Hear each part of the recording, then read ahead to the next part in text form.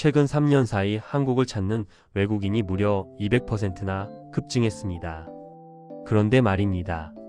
그들이 한국에 오는 진짜 이유가 K-POP나 드라마 때문만은 아니라는 놀라운 사실을요. 20년 경력의 뉴욕타임스 기자가 한국에 와서 목격한 장면.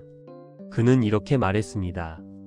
내 기자 인생 20년 통틀어 이런 경험은 처음이었다고요. 도대체 그가 한국에서 무엇을 본 걸까요? 복잡한 지하철에서, 북적이는 시장 골목에서, 그리고 비 내리는 어느 저녁 거리에서 그가 경험한 충격적인 순간들을 지금부터 여러분께 들려드리겠습니다. 뉴욕타임스에서 20년간 국제부 기자로 일해온 사람이죠. 솔직히 말씀드리겠습니다. 한국행 비행기에 오를 때 저는 회의적이었습니다. 아니, 거의 확신하고 있었죠. 한국의 인기는 일시적 트렌드일 뿐이다. K-팝과 드라마가 만든 환상일 뿐이다라고요. 서구 언론계에서 한국은 늘 이렇게 묘사됐습니다. 차갑고 빠른 기술 중심 국가. 감정보다 효율을 우선하는 사회. 저 역시 그 편견에서 자유롭지 못했습니다. 그런데 말입니다. 인천공항에 도착한 바로 그 순간부터 제 생각이 흔들리기 시작했습니다. 여러분, 하루 17만 명이 이용하는 거대한 공항을 상상해 보세요. 수천 명이 동시에 움직이고 있는데 놀랍게도 소음이 거의 없었습니다. 안내 직원들은 큰 소리를 내지 않았어요. 눈빛과 손짓만으로 승객들을 유도했습니다. 저는 파리샤를 드골 공항, 뉴욕 JFK 공항을 수없이 이용했습니다. 하지만 이런 침착한 질서는 단 한 번도 본 적이 없었어요. 입국 심사는 더욱 놀라웠습니다. 자동화 게이트를 통과하는데 딱 30초. 뉴욕이나 런던에서는 1시간씩 줄 서는 게 당연한데 말이죠. 이게 단순히 기술이 좋아서일까? 아니면 처음엔 그저 시스템이 잘 설계됐기 때문이라고 생각했습니다. 하지만 그날 저녁 제 생각이 완전히 바뀌는 결정적 사건이 일어납니다. 서울로 향하는 버스 안에서였습니다. 도로는 복잡했습니다. 차들이 빼곡했어요. 그런데 이상한 겁니다. 운전자들이 서로에게 길을 양보하는 거예요. 클렉슨 소리도 거의 들리지 않았습니다. 여러분 믿으시겠습니까? 서울의 차량 밀도는 뉴욕보다 높습니다.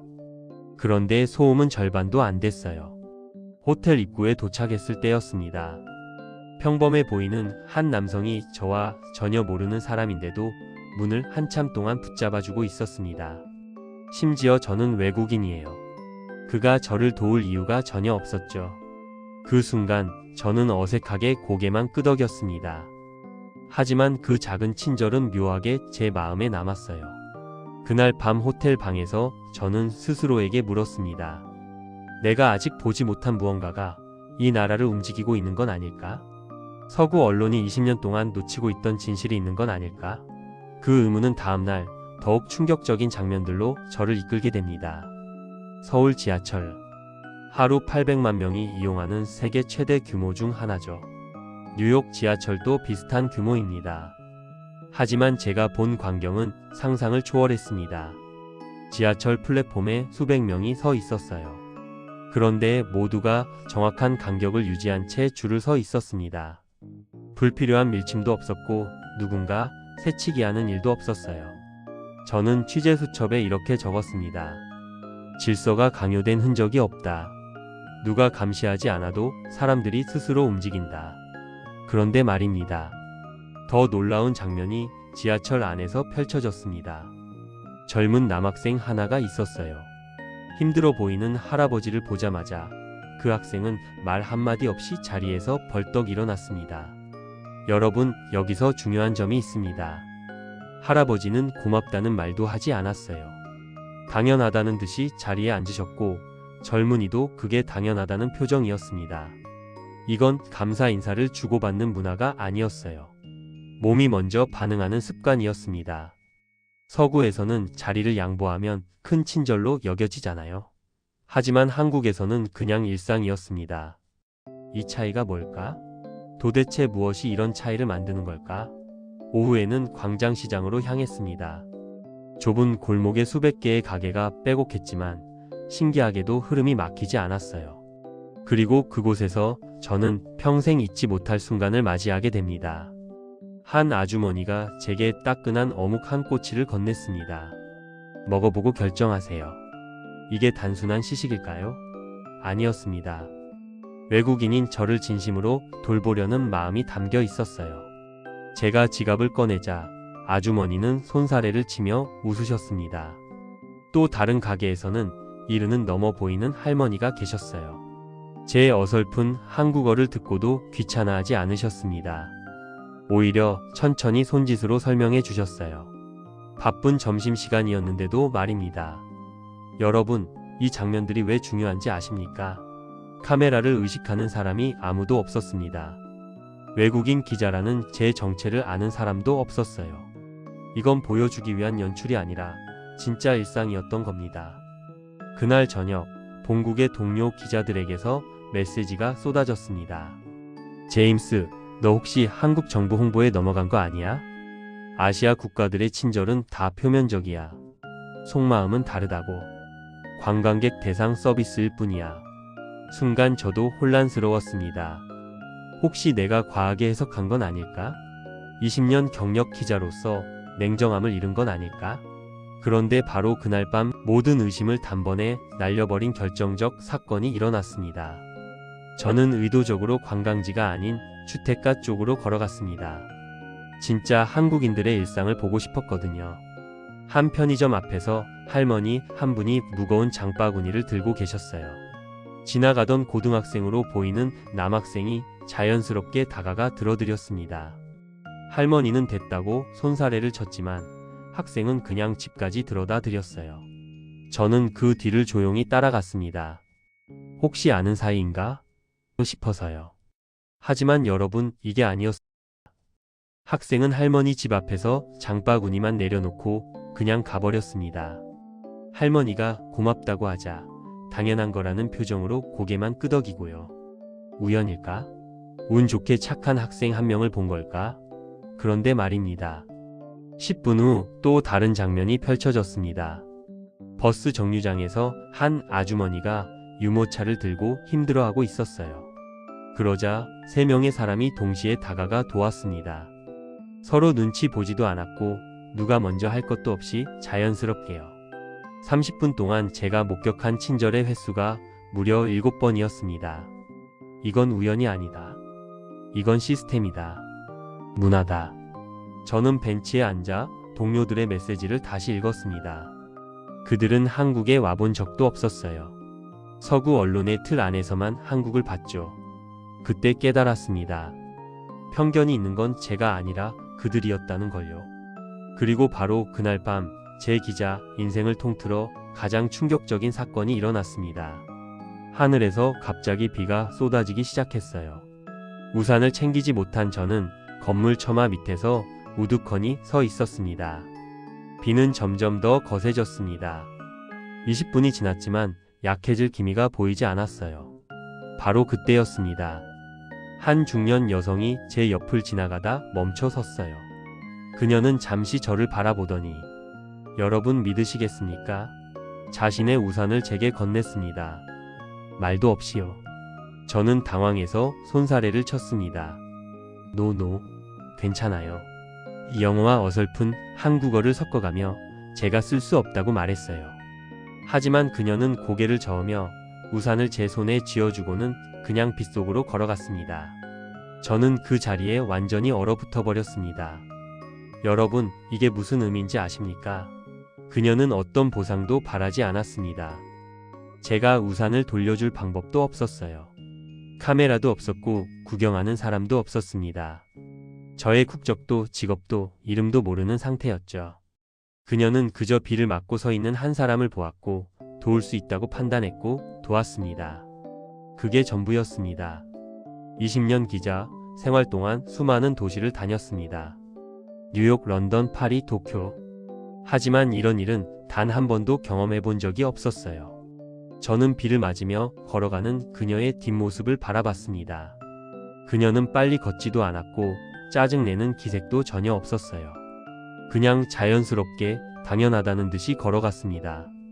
그 순간 지난 3일 동안 제가 본 모든 장면이 파노라마처럼 스쳐 지나갔습니다. 지하철에서 자리를 양보하던 젊은이, 시장에서 어묵을 건네준 아주머니, 짐을 들어주던 고등학생, 길을 안내해준 할머니, 그리고 오늘 저녁 우산을 건네준 중년 여성. 이 모든 게 하나로 연결됐습니다.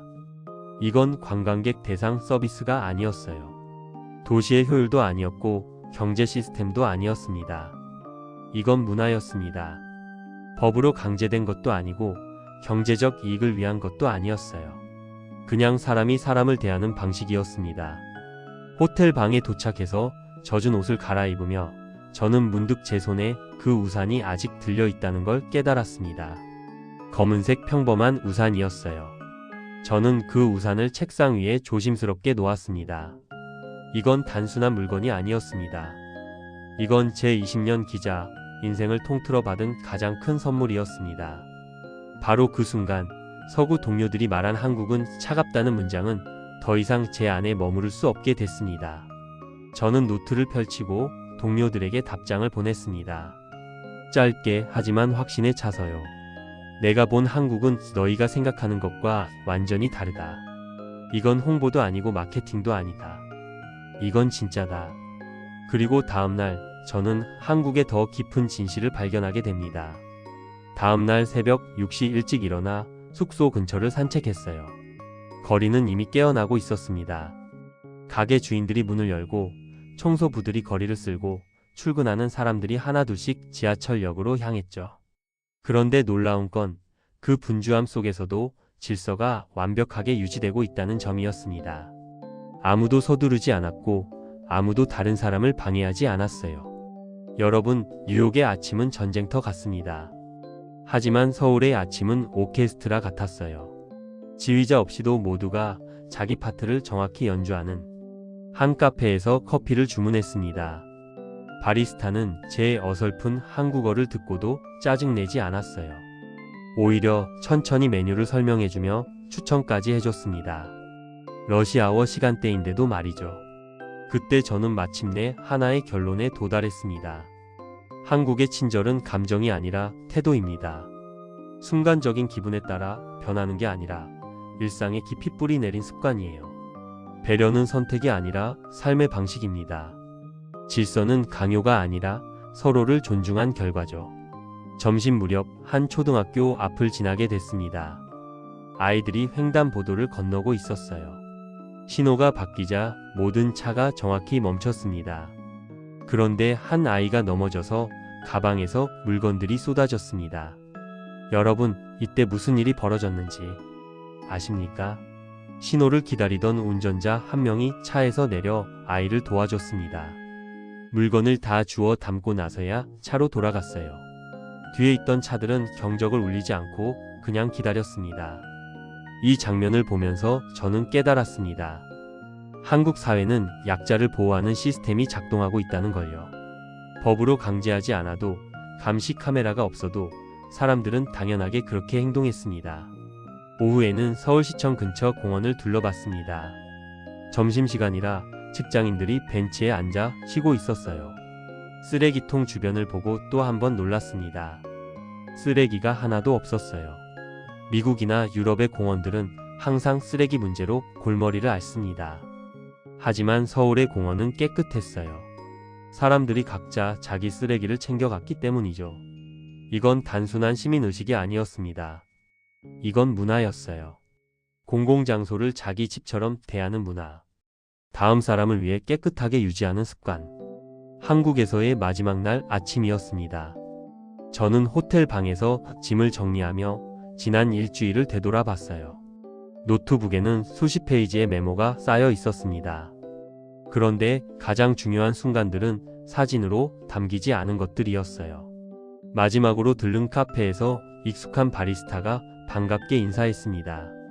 제가 매일 아침 들렀던 걸 기억하고 있었죠. 말도 제대로 통하지 않았는데 제 얼굴을 기억했습니다. 저는 조심스럽게 물었습니다. 왜 외국인인 저를 이렇게 잘 대해주시나요? 그는 잠시 생각하더니 이렇게 대답했습니다. 손님이니까요. 그리고 사람이니까요. 여러분, 이 단순한 대답이 모든 걸 설명해줬습니다. 한국인들에게 친절은 조건이 아니었어요.